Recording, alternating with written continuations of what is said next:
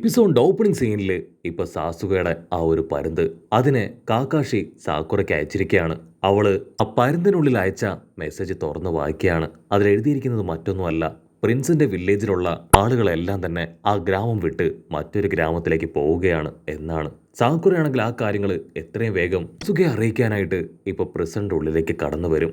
എല്ലാ പ്രിസണേഴ്സും ഫുഡ് കഴിക്കുകയാണ്. അവള് അവിടെയുള്ള ഒരു ടേബിളിൽ വന്നിരുന്ന് സാസുവയ്ക്ക് വേണ്ടി വെയിറ്റ് ചെയ്യും. ചുറ്റും ഉണ്ടായിരുന്ന പ്രിസണേഴ്സ് എല്ലാവരും കണ്ണുമ ചിമ്മാതെ സാക്കുറയെ തന്നെ നോക്കും. ഔ, മനോഹരമായിരിക്കുന്നു, ഇത്രയും ചുന്ദരിയായിട്ടുള്ള ഒരു ഡോക്ടറെ ഞങ്ങൾ കണ്ടിട്ടില്ല എന്നൊക്കെ പറഞ്ഞ് അവരങ്ങനെ കമന്റ് അടിക്കുകയാണ്. സാക്കുറയാണെങ്കിൽ എന്തൊക്കെയോ ചില കാര്യങ്ങളൊക്കെ ആലോചിച്ച് ടെൻസ്ഡ് ആയിട്ട് ഇരിക്കുമ്പോഴായിരിക്കും ആ വെള്ളമുടിയൻ അപ്പാപ്പൻ ആളാണെങ്കിൽ സാക്കുറയുടെ അടുത്തേക്ക് വരിക. നിങ്ങൾക്ക് വിരോധമില്ലെങ്കിൽ ഇവിടെ ഇരുന്ന് എന്റെ ആഹാരം കഴിച്ചോട്ടെ ചോദിക്കും. അതിന് സാക്കുറയും ഓക്കെ പറയും.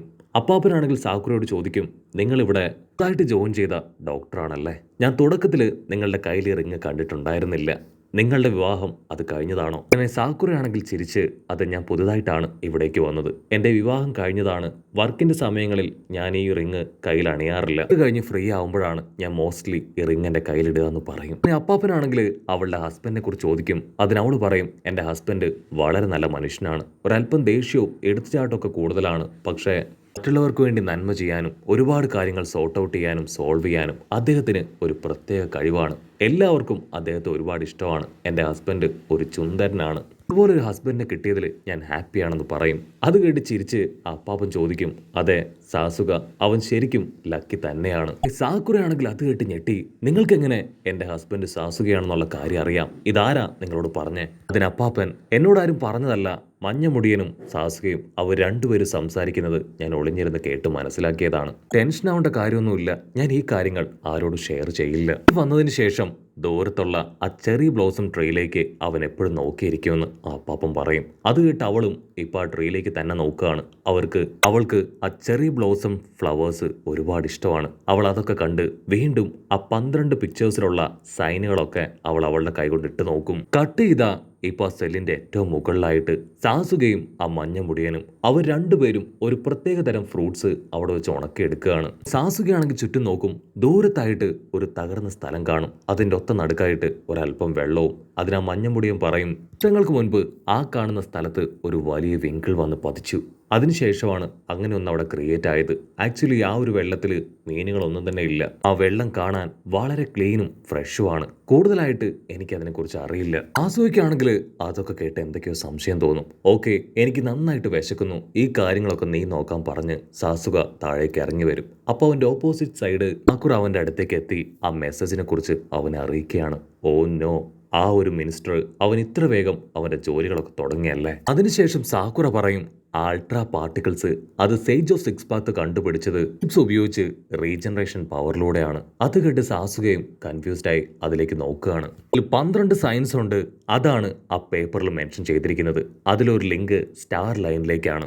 സ്റ്റാർ ലൈനെ റെഫർ ചെയ്ത് നമ്മൾ മുൻപോട്ടേക്ക് പോയി ആ കാർഡും കറക്റ്റായിട്ട് സെറ്റ് ചെയ്യുകയാണെങ്കിൽ തീർച്ചയായിട്ടും നമുക്ക് ആ പാർട്ടിക്കിളുള്ള ഭാഗത്തേക്ക് എത്താനായിട്ട് പറ്റും. സാസുകയ്ക്കാണെങ്കിൽ അത് കേട്ട് ഭയങ്കര സന്തോഷം. അവൻ അവളോട് പറയും, ആ പാർട്ടിക്കിൾ വീണ ഭാഗം അത് ഞാൻ കണ്ടെത്തി കഴിഞ്ഞു. അവളാണ് എക്സൈറ്റഡ് ആയിട്ട് അങ്ങനെ നിൽക്കും. കട്ട് ചെയ്ത നൈറ്റ് സാസുകയാണെങ്കിൽ എപ്പോഴത്തേതും പോലെ പുറത്തേക്ക് പോകാൻ റെഡി ആയിട്ട് നിൽക്കുകയാണ്. സാസുകയാണെങ്കിൽ പതിയെ ഇപ്പൊ സെല്ല് വിട്ട് പുറത്തേക്ക് വരും. അതേസമയം മഞ്ഞമുടിയൻ അവനാണെങ്കിൽ പതിയെ കണ്ണു തുറന്ന് അത് കാണുകയാണ്. സാസുക പുറത്തേക്ക് വന്ന് സാക്കുറയുള്ള ജനലിലേക്ക് പതിയെ ഒരു കല്ലെടുത്തെറിയും. അവളാണെങ്കിൽ ആ ജനൽ ഓപ്പൺ ചെയ്ത് താഴേക്ക് ചാടുകയാണ്. സാസുക അവളെ കറക്റ്റായിട്ട് ക്യാച്ച് ചെയ്ത് മഞ്ഞമുടിയൻ കാണിച്ചു കൊടുത്ത ആ വിങ്കിൾ വീണ ഭാഗത്തേക്ക് വരികയാണ്. സാക്കുറയാണെങ്കിൽ അത്ഭുതത്തോടു കൂടെ ആ വെള്ളത്തിലേക്ക് നോക്കും. സാക്കുറയുടെ കൈ മുറുകെ പിടിക്കും. സാക്കുറയ്ക്കാണെങ്കിൽ ഭയങ്കര സന്തോഷം. ഒരുപാട് നാളുകൾക്ക് ശേഷമാണ് ഞാൻ ഇത്രയും സന്തോഷം അനുഭവിക്കുന്നത്. സത്യത്തിൽ നിങ്ങളിപ്പോ ഒരുപാട് ചേഞ്ച് ആയിരിക്കുകയാണ്. നിങ്ങളുടെ ആറ്റിറ്റ്യൂഡിലും സ്വഭാവത്തിലും സൗന്ദര്യത്തിലും ഒക്കെ തന്നെ നല്ല മാറ്റം വന്നിരിക്കുകയാണ്. എനിക്കിത് ഒരുപാട് ഇഷ്ടപ്പെട്ടു എന്ന് പറയും. സാസുകയും പറയും, അതെ, നിന്റെ ഹെയർ സ്റ്റൈലും സംസാരവും ബ്യൂട്ടിയും ഒക്കെ തന്നെ ഇപ്പൊ നന്നായിട്ടിരിക്കുക, നന്നായിട്ടുണ്ട്. നമുക്കിടയിലെ എമോഷൻസ് അത് കുറെ കൂടെ നന്നായിട്ട് വർക്കൗട്ട് ആവുകയാണെന്ന് പറയും. അവരാണെങ്കിൽ അല്പനേരം പ്രണയമഞ്ജരിയിൽ നീരാടിയതിനു ശേഷം ഇപ്പൊ ആ കാർഡ്സ് എടുത്ത് അറേഞ്ച് ചെയ്യാണ്. കാർഡ്സുകളെല്ലാം 1 by 1 ആയിട്ട് അറേഞ്ച് ചെയ്തതിന് ശേഷം ഒരു പ്രത്യേകതരം ജിപ്സ് ഉപയോഗിക്കും.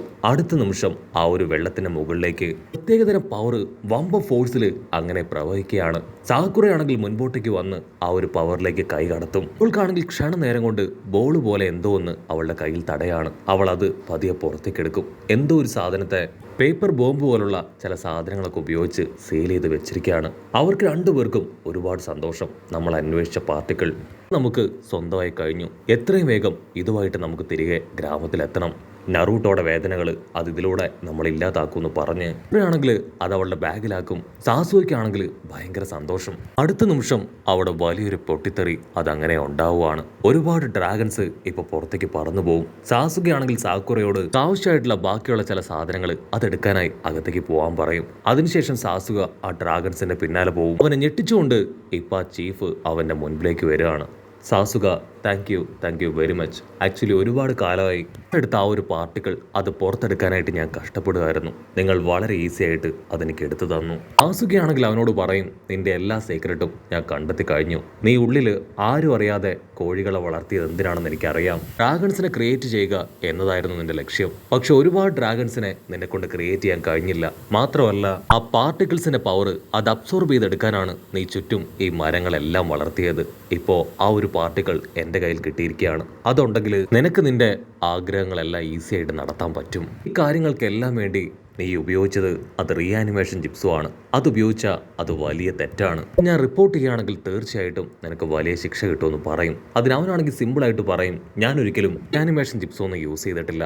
എൻ്റെ റിസർച്ച് അതിലൂടെയാണ് ഈ കാര്യങ്ങളെല്ലാം ഞാൻ കംപ്ലീറ്റ് ആക്കിയത്. അസുഖയാണെങ്കിൽ തീർത്ത് പറയും, നീ ചെയ്തത് വലിയ തെറ്റ് തന്നെയാണ്. ഒരു ഫോർബിഡൻ ജിപ്സു അത് നീ ആവശ്യമില്ലാത്ത കാര്യങ്ങൾക്ക് വേണ്ടി യൂസ് ചെയ്തു. എനിക്കറിയാം ഈ ഡ്രാഗൺസിനെ ക്രിയേറ്റ് ചെയ്ത് മിനിസ്റ്ററിനെ സപ്പോർട്ട് ചെയ്യുക എന്നതാണ് നിന്റെ ലക്ഷ്യം. അത് കേട്ട് ആ ചീഫാണെങ്കിൽ ഞെട്ടുകയാണ്. കാരണം അവൻ്റെ എല്ലാ കാര്യങ്ങളും സാസുക മനസ്സിലാക്കി കഴിഞ്ഞു. അവനാണെങ്കിൽ വലിയ ആറ്റിറ്റ്യൂഡൊക്കെ ഇട്ട് ഇപ്പൊ സാസുകയോട് പറയും, അതെ എന്ത് വില കൊടുത്തും ചീഫിനെ ഞാൻ സപ്പോർട്ട് ചെയ്യാം. എനിക്കറിയാം നീ ആ പ്രിൻസിനെയും പ്രിൻസസിനെയും സപ്പോർട്ട് ചെയ്യാൻ ശ്രമിക്കുകയാണെന്ന്. അതുകൊണ്ട് യാതൊരു യൂസും ഇല്ല എന്ന് പറയും. അത് കേട്ട് സാസുകയാണെങ്കിൽ അവൻ്റെ ഷെരിങ് പവർ ഉപയോഗിച്ച് ഇപ്പോൾ ആ ഒരു ചീഫിനെ ചെക്ക് ചെയ്യുകയാണ്. അപ്പോൾ അവൻ്റെ ബോഡിയിലാണെങ്കിൽ ചക്ര പവറിൻ്റെ ഒരു അംശം പോലുമില്ല. സാസുവയ്ക്ക് പിടികിട്ടും ആ ഒരു ഡ്രാഗൺസിനെ എല്ലാം കൺട്രോൾ ചെയ്യുന്നത് ഇവനല്ല മറ്റാരോ ആണ്. അവനത് ചിന്തിക്കുന്ന അതേ സമയം ഇപ്പോൾ ആ പ്രിസണിൽ നിന്ന് ഒരുപാട് ഡൈനോസേഴ്സ് പുറത്തേക്ക് വരികയാണ്. അവരെല്ലാം ആ പ്രിസണേഴ്സിനെ വെച്ച് കീറാനായിട്ട് വരും. പെൻസിലിനടുത്തേക്ക് ഒരു ഡൈനോസർ പാഞ്ഞടുക്കുന്ന കണ്ട സാക്കുറ അവൾ ആ ചുമര് തകർത്ത് ആ ഡൈനോസറിനെ ചവിട്ടി തെറിപ്പിക്കും. സാക്കുറയാണെങ്കിൽ അവറ്റകളെ പഞ്ച് ചെയ്ത് തെറിപ്പിക്കുന്ന കണ്ട് ബാക്കിയുള്ളവരെല്ലാവരും ഷോക്കാവും. സാക്കുറ അവൾ ആ പ്രിസണിലുള്ള ഓരോരുത്തരായിട്ട് പുറത്തേക്ക് അയക്കുകയാണ്. ഒരു കൂട്ടം പ്രിസണേഴ്സിനെ കണ്ട് അവൾ നിലവിളിച്ച് പറയും, ഈ ബിൽഡിംഗ് അത് തകർന്നു വീഴാൻ തുടങ്ങുകയാണ്. എത്രയും വേഗം നിങ്ങൾ ഇവിടുന്ന് തിരികെ പോകണം. ആ മഞ്ഞമുടിയനാണെങ്കിൽ ഇപ്പോ സാക്കുറയുടെ അടുത്തേക്ക് വരും. ഇവിടെ എന്താ നടക്കണേ? അതിനവള് പറയും, ഇതിനെല്ലാം കാരണക്കാരൻ ആ ചീഫാണ്. നിങ്ങളെ എല്ലാവരെയും ഇല്ലാതാക്കും. എത്രയും വേഗം ഇവിടുന്ന് രക്ഷപ്പെടാൻ പറയും. ഉടനെ മഞ്ഞമുടിയൻ അവളുടെ കൈ പിടിച്ച് വലിച്ച് അവളെ ഹഗ് ചെയ്യും. താങ്ക് യു, നിങ്ങളാണ് ഞങ്ങളെ സേവ് ചെയ്തതെന്ന് പറഞ്ഞ് അവനൊരു കത്തിയെടുത്ത് അവൾ ആഞ്ഞ് കുത്തുകയാണ്. അടുത്ത നിമിഷം സാക്കുറ നിലവിളിച്ച് താഴേക്ക് വീഴും.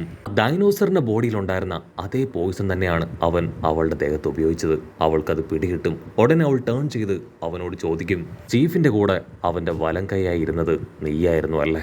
അതിനവൻ ടെററായിട്ട് ചിരിച്ച് അതേന്ന് മറുപടി പറയും. നമുക്ക് ആവശ്യം അൾട്രാ പാർട്ടിക്കിൾസ് ആണ്. അത് നിങ്ങളെ കൊണ്ട് കണ്ടെത്താൻ കഴിയും എന്ന് മനസ്സിലാക്കിയാണ് ഞങ്ങൾ എല്ലാ കാര്യങ്ങളും തിരിച്ചറിഞ്ഞിട്ടും ഇത്രയും ദിവസം നിങ്ങളെ ജീവിക്കാൻ അനുവദിച്ചതെന്ന് പറഞ്ഞ് ആ പാർട്ടിക്കിൾ അവൻ പുറത്തേക്ക് എടുക്കും. ഡോക്ടർ, നിങ്ങളെ കാണാൻ എൻ്റെ ഗേൾഫ്രണ്ടിനെ പോലെ തന്നെയാണ്. ഇതുപയോഗിച്ച് എൻ്റെ ഗേൾഫ്രണ്ടിനെ ഞാൻ തിരികെ പിടിക്കുമെന്ന് പറഞ്ഞ് അവൻ ചില ജിപ്സും ഒക്കെ ഇപ്പോൾ ഉപയോഗിക്കാനായിട്ട് തുടങ്ങും. അവനാണെങ്കിൽ ജിപ്സ് പ്രയോഗിക്കേണ്ട താമസം ആ ബിൽഡിംഗ് മുഴുവനായിട്ടും ഇടിഞ്ഞു വീഴും. ഇവിടെ സാസുകയായിട്ട് ഫൈറ്റ് ചെയ്ത് ആ ചീഫ് അവൻ ആ ഡൈനോസറിന്റെ മുകളിൽ കയറി പറന്ന് ദൂരേക്ക് പോവാണ്. ബാക്കിയുള്ള ഡൈനോസേഴ്സ് ഇപ്പോൾ അവനെ റൗണ്ട് ചെയ്യും. കട്ട് ചെയ്ത ആ ബിൽഡിംഗ് മുഴുവൻ തകർന്ന് അതിൻ്റെ ഉള്ളിൽ നിന്ന് ഒരു ജയന്റ് ദിനോസർ പുറത്തേക്ക് വരുന്നതോട് കൂടെ ഈ ഒരു എപ്പിസോഡും അവസാനിക്കുന്നു.